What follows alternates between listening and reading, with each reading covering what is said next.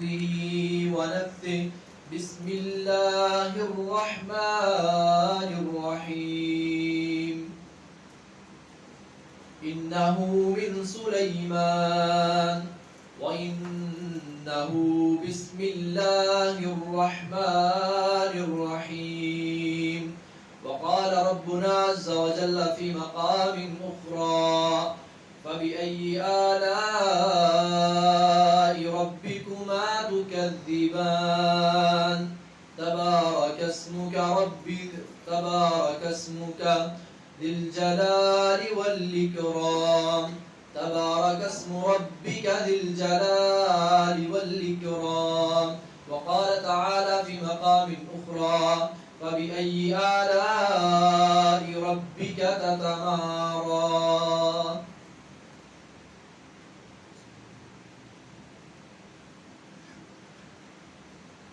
ہر قسم کی تعریفات تسبیحات اللہ حکم الحاکمین کے لیے، اور درود و سلام پیارے پیغمبر ساقی کوثر شافی محشر سید الاولین والآخرین امام الانبیاء حضرت محمد رسول اللہ صلی اللہ علیہ وآلہ وسلم کی ذات اقدس پر کہ جن کو اللہ رب العزت نے ہمارے لیے ہادی رہبر اور رہنما بنا کر بھیجا ہے. عزیز بھائیو، قرآن مجید کے اندر جو سورہ رحمان ہے، اگر اس کے ترجمے کے اوپر غور کیا جائے، اس ایک سورت کے اندر اللہ رب العالمین نے بہت زیادہ چیزوں کا تذکرہ کیا ہے. سب سے پہلے الرحمن کہہ کر اپنا تذکرہ کیا،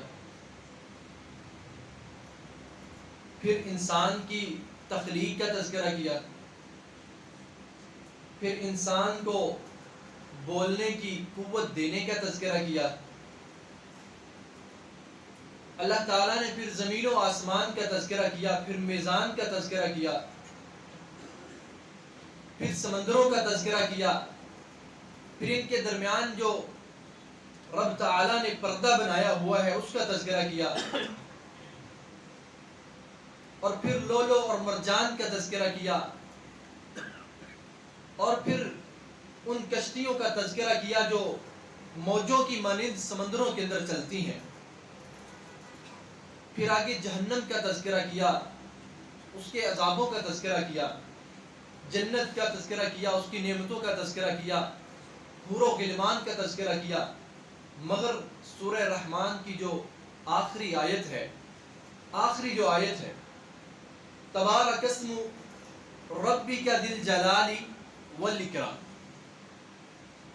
کہ جو تمہارا پروردگار ہے، جو خالق ہے، جو پیدا کرنے والا ہے، وہ عزت والا ہے، جلال والا ہے، شان والا ہے. تبارک اسم، اس کا جو نام ہے وہ بہت ہی زیادہ برکت والا ہے.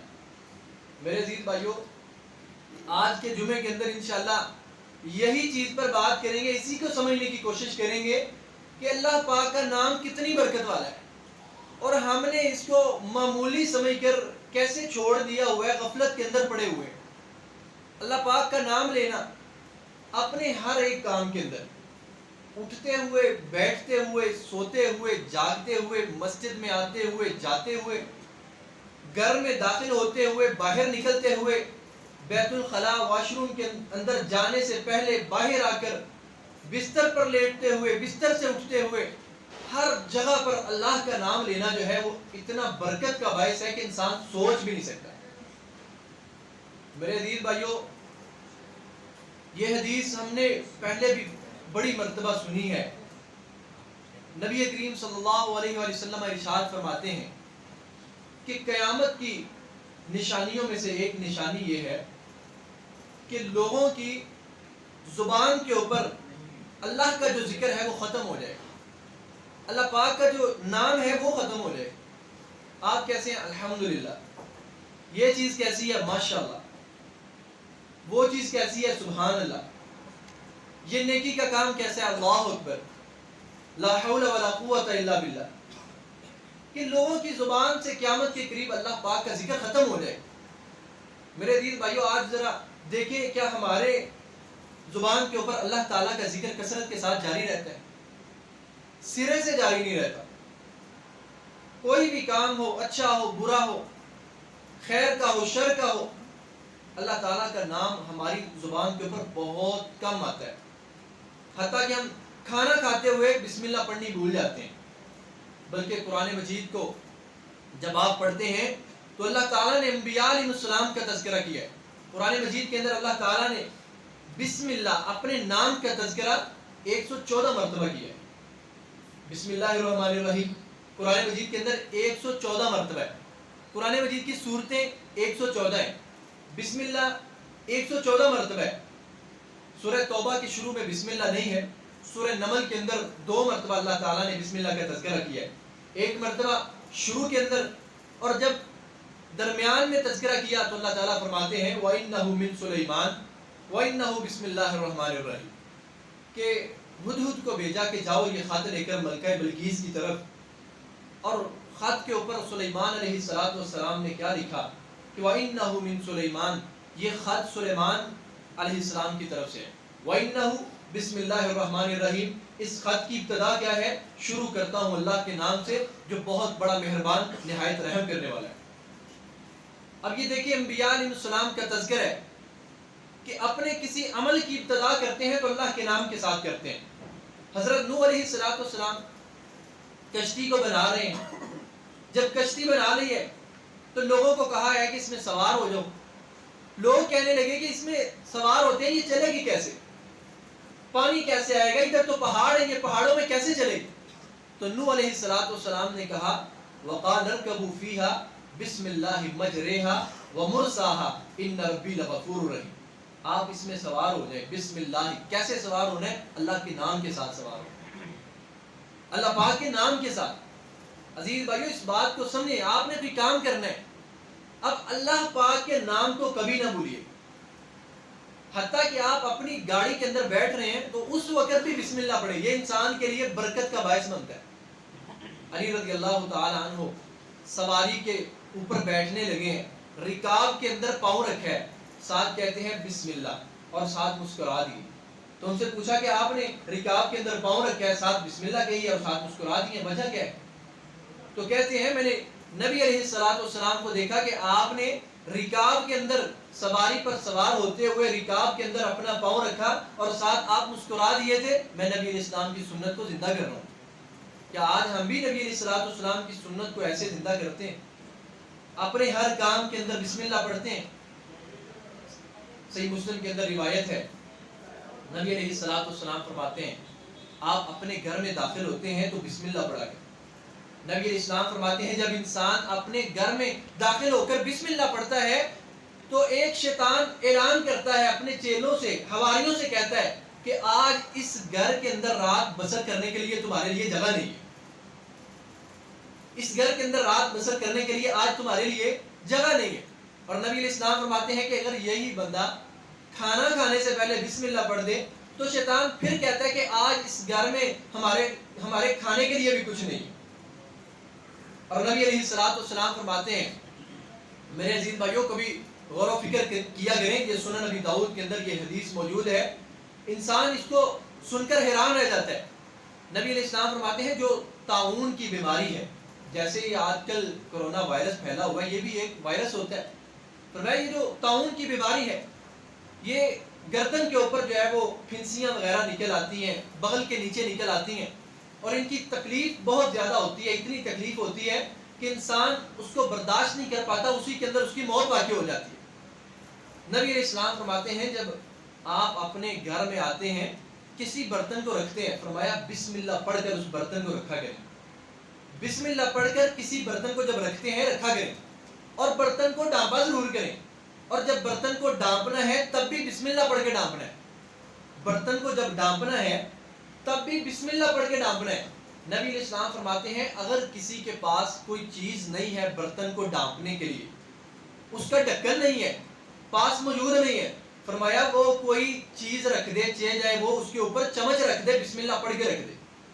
اس کی وجہ بیان کی ہے نبی علیہ السلام نے فرمایا کہ راتوں میں سے ایک ایسی رات ہوتی ہے جس کے اندر طاعون نازل ہوتی ہے. طاعون بیماری جس رات کے اندر، راتوں میں سے ایک رات ایسی ہے کہ اس رات کے اندر طاعون بیماری نازل ہوتی ہے، اور جس برتن کے اوپر بسم اللہ پڑھ کر اس کو ڈانپ دیا گیا ہو یا اس پر بسم اللہ پڑھ کے کوئی چیز رکھی گئی ہو، وہ بیماری اس برتن میں داخل نہیں ہو سکتی. یہ بسم اللہ کی برکت ہے. میرے عزیز بھائیو، اب دیکھیں رسول اللہ صلی اللہ علیہ وآلہ وسلم کی سیرت کیا ہے.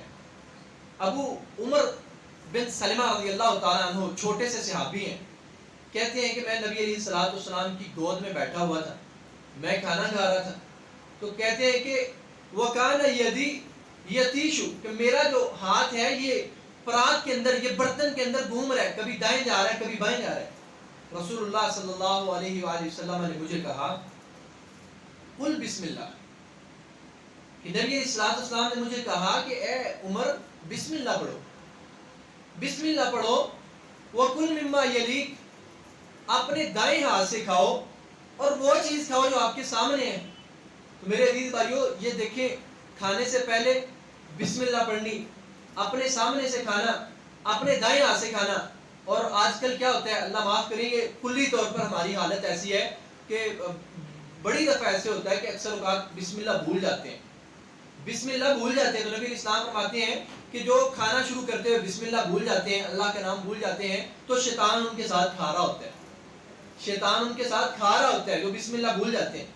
تو یہ نبی علیہ الصلوۃ والسلام نے ابو عمر سلمہ کو جب کہا تو ابو عمر کہتے ہیں کہ میری ساری کی ساری زندگی جتنی باقی گزری ہے، میں کھانا کھانے سے پہلے کبھی بسم اللہ بھولا ہی نہیں تھا.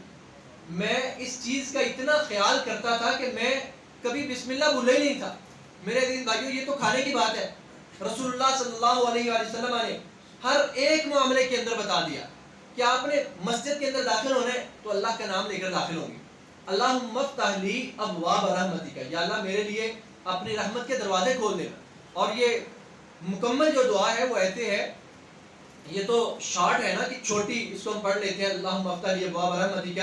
یہ مکمل دعا مسجد میں داخل ہونے کی وہ یہ ہے، اعوذ باللہ العظیم وبوجہہ الکریم وسلطانہ القدیم من الشیطان الرجیم بسم اللہ والصلاۃ والسلام علی رسول اللہ اللہم افتح لی ابواب رحمتک. اور فرمایا جب آپ مسجد سے باہر نکلیں گے تب بھی وہ جو ہے نا آپ بسم اللہ پڑھیں گے.